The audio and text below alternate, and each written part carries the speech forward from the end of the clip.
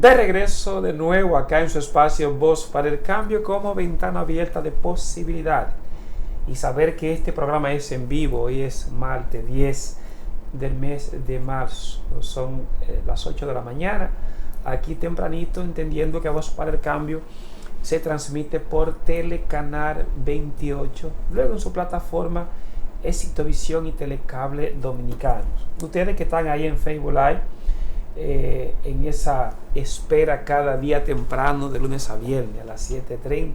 Gracias por preferir este espacio, este programa, y sobre todo con la presencia de Juan Francisco de la Rosa, la presencia de Alfonso Torres Ulloa, la presencia de Aristóteles Poncerrate, Paula Xiomara Méndez, la presencia de Joemely Severino, José Ismael Román y muchos colaboradores que hacen posible de que este programa llegue a ustedes cada día.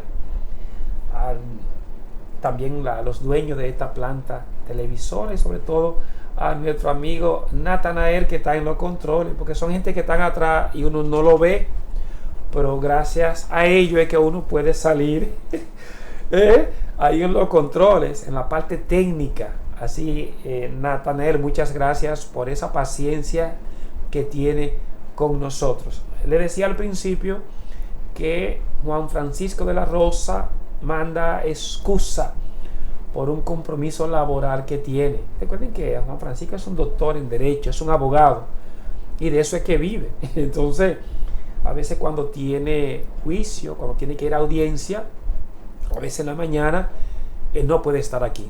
Porque sabemos que un cuerpo no puede ocupar dos lugares, solamente los santos. Los santos, escuchamos eso, esa bilocación de estar en varios lugares al mismo tiempo. Pero ni Juan Francisco, ni yo, ni Alfonso, no podemos estar en dos lugares al mismo tiempo. Yo estoy aquí ahora, no puedo estar en mi casa, no puedo estar en otro lugar. Es aquí en la planta televisora de Voz para el Cambio. Entonces Juan Francisco por eso no está, así que mi saludo para él, y sé que hay una feligresía, como decimos nosotros, que cuando no lo ve ya está preguntando qué le pasa a Juan Francisco, que no está hoy en el canal haciendo esos comentarios tan atinados como cada día. Ahí tenemos nosotros al colega y amigo Aristóteles Poncerrate, que está en línea. Le saludamos igualmente para Fausto Bello Uribe, que está conectado con nosotros.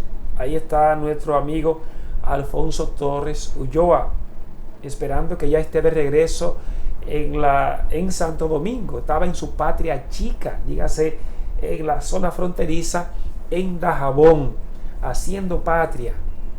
Alfonso, si ustedes ven que Alfonso se movió a lo interno del país, dígase que está haciendo patria, porque una persona que siempre está pensando en el país, pensando en el legado, de resaltar personajes, personas realmente que han hecho su aporte a nivel social, apostando por la literatura, apostando por el arte y la cultura, apostando por la poesía. Ese es don Alfonso. Y es bueno tener gente así, ciudadanos realmente comprometidos, y ese Alfonso es uno de ellos. Así que pedimos salud y larga vida para Alfonso Torres Ulloa, para que el Señor no lo deje por lo menos, aunque sea 30 años más, ¿sí? Porque tampoco no podemos exagerar.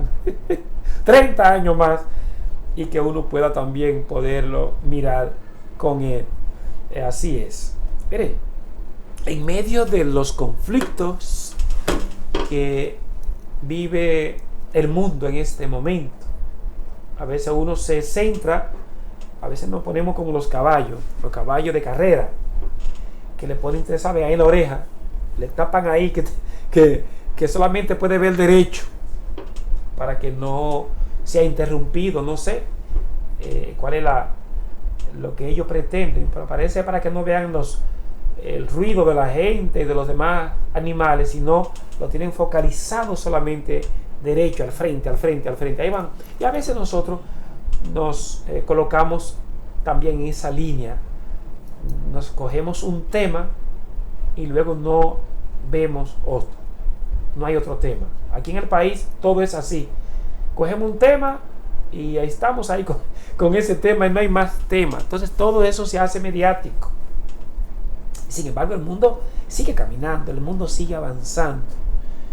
El mundo, entonces uno no puede ser indiferente a lo que está pasando en el mundo. A veces uno como católico ahora se centra que es la cuaresma y es la fiesta de la iglesia y son las celebraciones y esto es lo que hay, y luego nos olvidamos que fuera de lo que son los preceptos de la iglesia católica, de que estamos viviendo un tiempo litúrgico que tiene que ver con la cuaresma, el mundo sigue avanzando y el mundo muchas veces no tiene nada que ver, parte del mundo no tiene nada que ver con lo que la iglesia nosotros estamos celebrando. Ahora, eso no quita de que uno de vez en cuando abra la ventana y asomarse para ver cómo está caminando el mundo. Y así nos pasa a nosotros en lo que hacemos comunicación en los medios. Ahora tenemos nosotros una semana o más. Bueno, ya Nuria lleva casi varios programas. Lleva 3 programas, así que estamos en un mes solamente en el dime y direte, en eso mediático, en 2 figuras.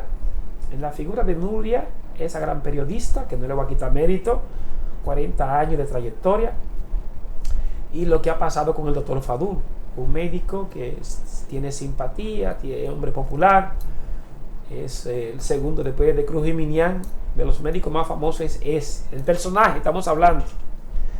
No sea más famoso por las especialidades, no es eso que estamos hablando, sino de esa fama, esas figuras que son mediáticas y que el pueblo lo asume. Y ahí tenemos. Entonces, con este tema de ello, entonces ya todo el mundo se olvida de lo que está pasando en el mundo. Fíjense cómo no se le ha dado mucha notoriedad a la visita que hizo el presidente Luis Abinader hacia afuera. Ni siquiera se le ha tomado en cuenta el discurso que dirigió el 27 de febrero el presidente a la nación. Tampoco eso se ha debatido, porque hay temas que están ahí que no lo entienden. No hay manera de tú ver si el discurso, lo que él habló, a la gente no le interesa eso, porque nos encanta de una población ciega, sorda y muda, ver los temas esenciales que debemos debatir aquí en la República Dominicana. Y seguimos en la teoría, en el concepto, en eso que decimos nosotros, al estilo romano y al estilo de los griegos, también de Grecia, seguimos con el pan y circo. Pan y circo.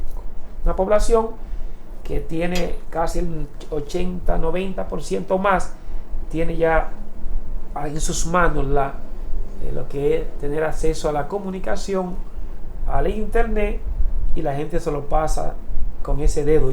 Hay gente que ustedes verán qué va a pasar con ese dedo, porque ese dedo es el que usamos los que somos derechos para darle mirando y consumiendo.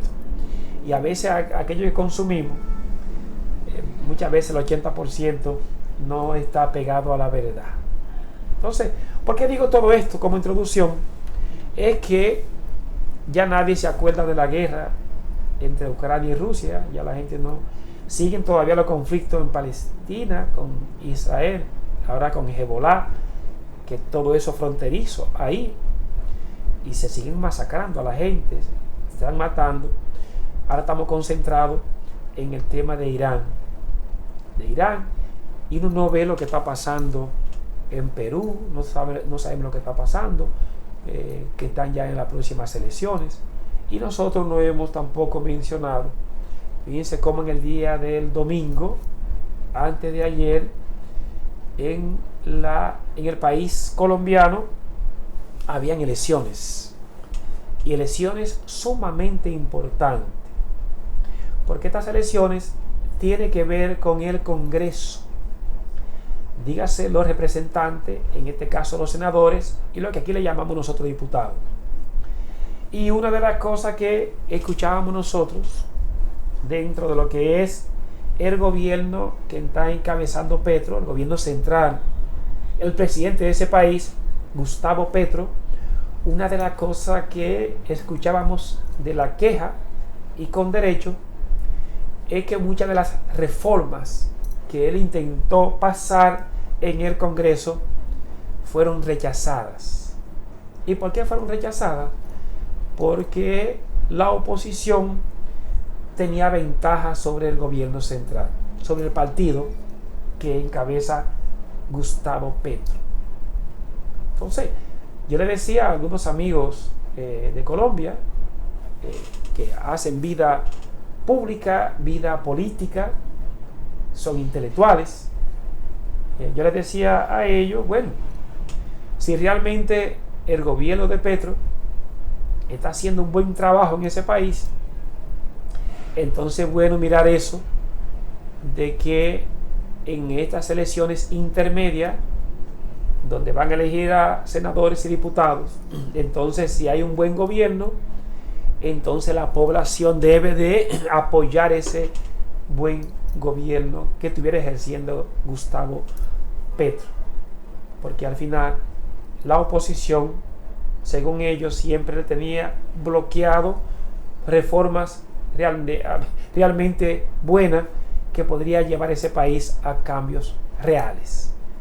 Y la noticia que tengo, están contando los votos todavía, pero se habla, según lo que he visto y a partir también de lo que he preguntado a las personas que están allá, que son parte importante en este proceso electoral en ese país, de estas elecciones intermedias. Recuerden que ya Petro concluye su mandato.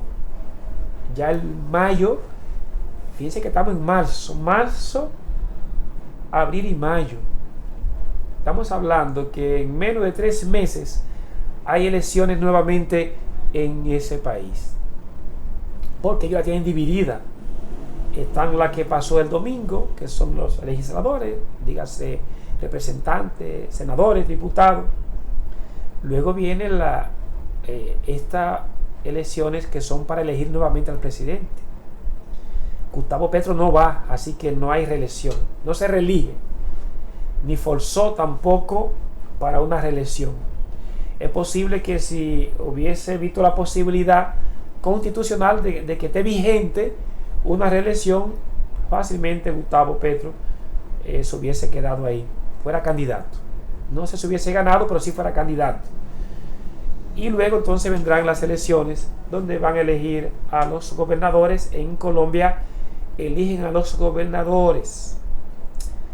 Y esos gobernadores no es como acá, que lo designa el presidente de la República. Allá no, allá tienen que irse a un escrutinio en las elecciones para que sea el pueblo que elija a sus gobernadores, y esos gobernadores ejercen la gobernación de esos pueblos, de esas provincias, con un presupuesto que para tener dinero y poder trabajar. Entonces, gobernadores y síndicos, y en este caso también regidores, representantes en las alcaldías, eso también otras elecciones aparte. Ahora voy a lo nuestro. Lo que hablan es que el partido que encabeza Gustavo Petro, el pacto le llaman ellos, el pacto histórico, escuchen eso, el pacto histórico en estas elecciones que ocurrieron el pasado domingo y que ayer todavía estaban contando los votos. Ahí se habla de fraude, siempre va a haber fraude, desde la compra de votos, porque el dinero es lo que manda ahí. Y sobre todo cuando hay un país donde el narcotráfico también elige sus senadores, donde hay un país donde hay gente todavía que carece de conciencia, igual que acá, igual América Latina es así, que carecemos de conciencia por la formación que tenemos y por el hambre que pasamos. Entonces se aprovecha de esta debilidad institucional de un país, de desigualdades sociales. Entonces cualquiera vende su voto. Aquí por 2,000 pesos la gente va y vota por un candidato, por 5,000 pesos, y aquí hasta 10,000 pesos dan. Entonces imagínense un país donde el dinero está boyando porque el tema del narcotráfico, también quiere tener a los senadores a lo suyo, igual que acá, igualito que acá. Fíjense cómo tenemos nosotros el Congreso lleno de riferos. ¿Qué usted cree? Alcalde, diputado y senador aquí en este país lleno de riferos, pero también lleno de gente de narcotráfico. Y ya hemos visto lo que ha pasado en los últimos años, cómo Estados Unidos ha montado en aviones muchos narcotraficantes aquí. Entonces, la gente que tiene los cuartos para decidir, para pagar las campañas de los gobiernos, de los presidentes que ellos quieren que lo proteja. Igual allá. Pero también aquí tenemos gente que son los choferes, los sindicatos de choferes. ¿Cuántos esos sindicatos que tienen en sus manos sangre, por ruta, matando choferes por ruta? Y aquí nadie habla de eso, nadie habla de eso en este país. Y a veces sindicalistas que tienen que ver con el tema de izquierda, para que entiendan. Y ya me di cuenta que en este país realmente la izquierda es una falacia. Cuando vi que dentro de los 12 mandatarios que estaban con Donald Trump estaba el presidente nuestro, como la izquierda dominicana. Yo quisiera reírme un poco porque Partido Revolucionario Dominicano, ya ustedes saben, nada más con decir esas letras usted ya dice más o menos cuál es la línea. Partido PLD, Partido de la Liberación Dominicana. La fuerza del pueblo. Oye, ¿por dónde vamos? Y el PRM. Yo siempre he dicho que en el ejercicio acá en este país, todos esos gobiernos que hemos tenido desde Balaguer, desde Trujillo, hemos tenido en este país gobiernos realmente de derecha. Y que, bueno, que ayer en el encuentro de estos días del presidente ya se quitó esa duda. Sí. En este país, la República Dominicana, somos realmente partidos de derecha, gobiernos de derecha. Y ahí está. Entonces, volvemos a los comentarios. Estamos hablando que a partir de lo que he escuchado, de las informaciones que he indagado sobre lo que pasó en Colombia el domingo, estamos hablando que el pacto histórico, un grupo de fuerza de diferentes organizaciones conformaron un pacto histórico, que ese pacto fue que le dio el triunfo a Gustavo Petro. Y parece que en estas elecciones el pacto histórico realmente ha llevado la ventaja en ganar. Se está hablando de cerca de 30 senadores. Hay que ver lo que tenían antes, lo que tienen ahora. Y si hablamos que el pacto histórico tiene ventaja, entonces ya luego dentro del Congreso, en caso de que el nuevo candidato de este pacto histórico, que ya no va a ser Petro, sino el que viene, entonces es posible que esto que ha pasado en estas elecciones intermedias pueda favorecer más adelante lo que sería la elección o escogencia del nuevo presidente de Colombia, orientado a lo que ha pasado en estas elecciones, donde el pacto histórico aventaja a las demás fuerzas políticas de la oposición en ese país. Así que apostamos siempre a la democracia, apostamos a la libertad, apostamos a la autodeterminación de los pueblos. Así que sigamos de cerca lo que está pasando en el Caribe, en la región, en la parte que nos compete, para siempre apostar, apoyar, luchar por la democracia en nuestro continente. Vamos a la pausa y cuando regresemos hay más acá en su espacio Voz para el Cambio.